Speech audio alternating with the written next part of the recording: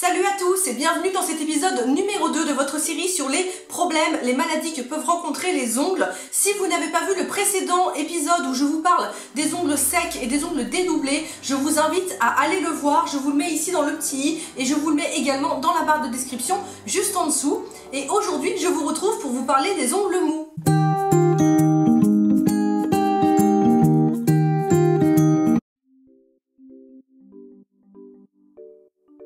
Alors déjà, commençons par le commencement parce que vous êtes très nombreuses à vous tromper sur les ongles mous et à croire que vous avez les ongles mous alors que ce n'est pas le cas. Il ne faut pas confondre un ongle mou et un ongle souple parce qu'un ongle, pour être en bonne santé, doit avoir une certaine rigidité mais doit avoir aussi une certaine souplesse. La souplesse, c'est ce qui lui permet de plier en cas de choc et de ne pas casser. Un ongle, plus il va être dur et plus il va casser net quand on le plie en fait, tout simplement. Et un ongle qui est très dur, ça arrive naturellement, la nature est faite ainsi. Certaines ont les ongles très durs et d'autres pas. C'est un petit peu comme la nature de vos cheveux, ils vont être épais ou mous ou fins. Ça, c'est un petit peu la loterie, c'est comme ça, c'est votre ADN. Et du coup, un ongle très dur, quand il va se cogner, va casser net et bien souvent il casse dans la chair très très haut et ça peut faire très très mal. Donc un ongle normal, entre guillemets, si on peut parler de normalité, doit avoir une certaine souplesse, c'est-à-dire que quand on le cogne ou quand on le plie en mettant une bonne pression dessus, il doit pouvoir se plier quand il est évidemment sans vernis au naturel, hein. Ça c'est normal, voilà, donc ça ce n'est pas un ongle mou. Un ongle mou, c'est un ongle qui va vraiment avoir une souplesse beaucoup trop forte, qui va vraiment plier très facilement, même si on le touche à peine, qu'il va pouvoir se plier en fait comme du papier de feuille à cigarette. Là effectivement c'est un ongle mou. Alors pourquoi est-ce qu'on a les ongles mous? Eh bien il y a plusieurs raisons à cela. Ça peut être tout simplement la nature. On peut avoir des ongles naturellement mous. C'est assez rare d'avoir les ongles vraiment très mous, d'avoir les ongles vraiment très fins, mais ça arrive malheureusement. Voilà, la loterie de la nature fait qu'on peut avoir les ongles naturellement très mous. Ça peut être dû aussi à une surhydratation suite par exemple à des poses récurrentes de vernis semi-permanent ou de gel. Alors je répète que le semi-permanent ou le gel, quand c'est bien posé, bien retiré, n'abîme pas les ongles. En revanche, comme le lit de votre ongle, ce qui se passe sous l'ongle, va transpirer tout simplement de l'eau, et bien cette eau va rester coincée dans votre ongle, surtout quand il y a une couche du coup évidemment dessus. Ça va pas pouvoir s'évaporer en fait par votre ongle qui est une matière poreuse. Et donc à la longue, l'ongle va être un petit peu surhydraté. Donc ça c'est vraiment pas grave, simplement quand on va retirer la pose de gel ou de semi-permanent, votre ongle va être mou pendant quelques heures, voire un petit peu plus, mais la dureté naturelle en fait de base de votre ongle va revenir assez rapidement. Donc ça c'est pas un vrai souci d'ongle mou, il faut attendre un petit peu, le protéger avec un petit vernis et attendre quelques heures voire quelques jours pour que l'ongle puisse retrouver son taux d'hydratation normal. Et ensuite, la troisième cause la plus probable à des ongles mous, c'est tout simplement un ongle qui a été affiné, donc suite par exemple à un retrait de vernis semi-permanent ou de gel qui a été fait à la lime, voire à la ponceuse électrique.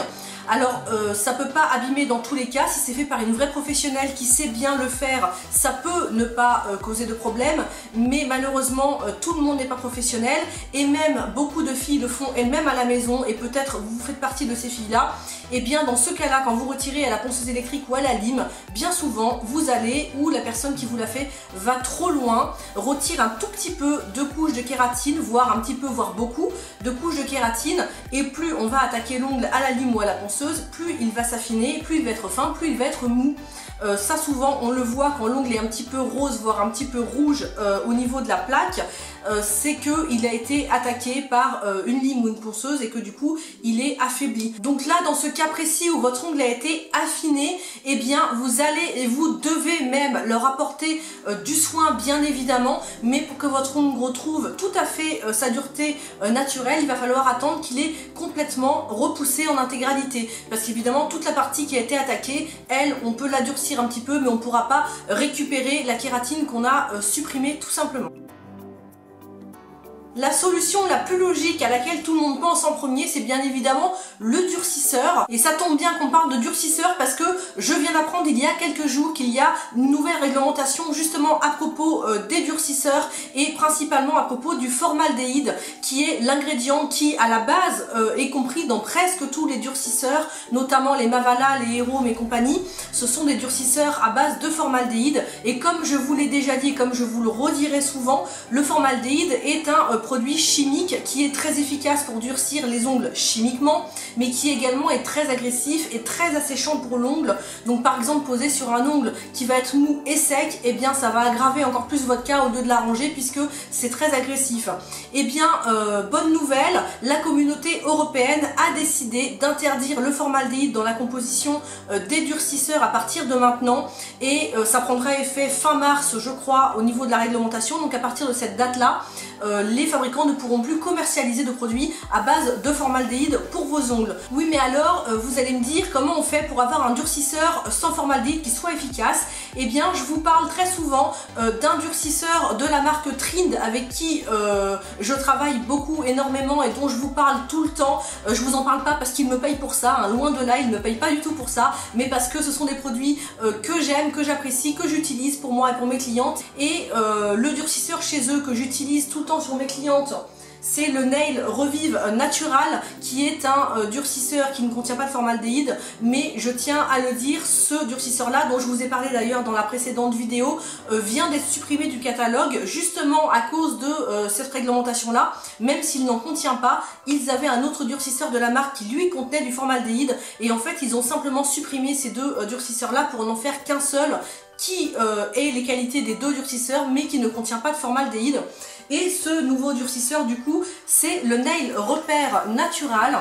Ils en ont profité du coup aussi pour faire des nouvelles boîtes que je trouve très très bien parce que sur le côté tout est précisé exactement à quoi ça sert, etc.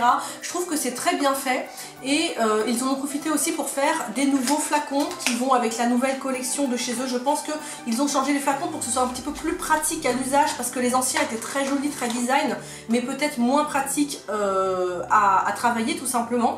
Du coup ça ressemble à ça maintenant les flacons des nouveaux produits, des nouveaux vernis aussi de chez Trind.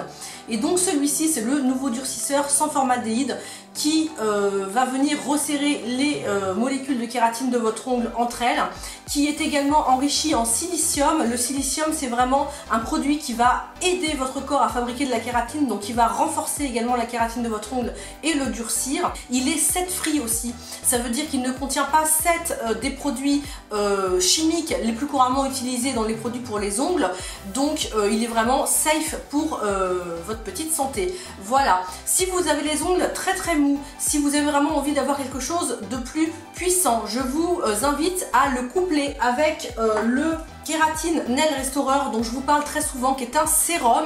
Donc c'est un sérum à base de kératine comme son nom l'indique et en fait les deux associés, la kératine avec le silicium ensemble, en fait ils vont s'associer, ils vont vraiment venir renforcer encore plus et durcir encore plus votre ongle. Donc si vous voulez vraiment un traitement de choc, n'hésitez pas à mettre d'abord le sérum à la kératine, le laisser pénétrer dans votre ongle et ensuite mettre le durcisseur. Et si vous voulez aller encore plus loin et avoir des ongles vraiment très très forts dès la repousse, je vous invite aussi à mettre le cuticule balsam.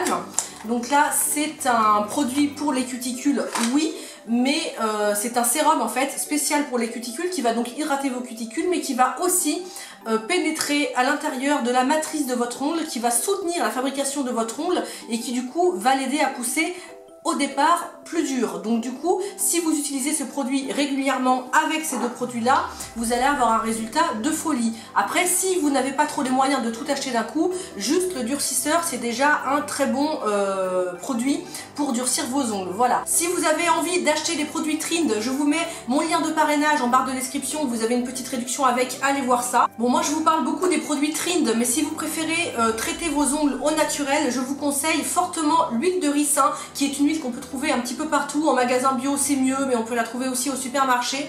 L'huile de ricin est très bonne pour les cheveux et pour les ongles, ça va les aider à pousser, ça va également les rendre plus forts et plus durs. Alors après c'est un peu moins pratique à utiliser, il faut la mettre vraiment sur tout l'ongle et dépasser sur les cuticules, mais c'est une huile, donc c'est un petit peu plus long à pénétrer à l'intérieur de l'ongle qu'un sérum, et surtout c'est très visqueux et très gras, donc il faut rester au moins 10 minutes les mains en l'air avec le produit sur les mains, donc c'est vrai que c'est pas très pratique pour ça, donc c'est pour ça que je préfère vraiment les produits Trind, mais si vous préférez le naturel je comprends tout à fait, et vous pouvez tout à fait vous tourner vers cette huile là, mais auquel cas pour durcir des ongles qui ont vraiment été bien attaqués par exemple, il va vraiment falloir prendre aussi un traitement de l'intérieur, par exemple un traitement type Nobiol ou ce genre de choses que l'on peut trouver en pharmacie pour vraiment traiter de l'intérieur. Ça peut être aussi à la levure de bière si vous voulez pareil quelque chose de plus naturel. La levure de bière c'est plus ou moins toléré selon les gens, mais c'est également très efficace pour renforcer les ongles de l'intérieur. Donc si vous préférez les produits naturels, huile de ricin et levure de bière, c'est un bon combo aussi. Voilà, donc ça fait deux alternatives différentes pour vous. Je pense avoir fait à peu près le tour de tout ce que je voulais vous dire. Si vous avez la moindre question, n'hésitez surtout pas. Les commentaires sont là pour ça et je me ferai un plaisir de vous y répondre. Dans le prochain épisode, je vous parlerai des ongles jaunes, d'où ça vient et comment surtout résoudre ce problème. Et en attendant, n'oubliez pas de vous abonner à ma chaîne. Pensez aussi à me suivre sur Facebook et sur Instagram où je vous mets plein de photos des manucures que je fais sur mes clientes. Si vous avez aimé cette vidéo et que vous voulez en voir d'autres, mettez-moi un petit pouce bleu et un commentaire. Je vous fais tout plein de bisous et je vous dis à très vite pour une prochaine vidéo. Ciao!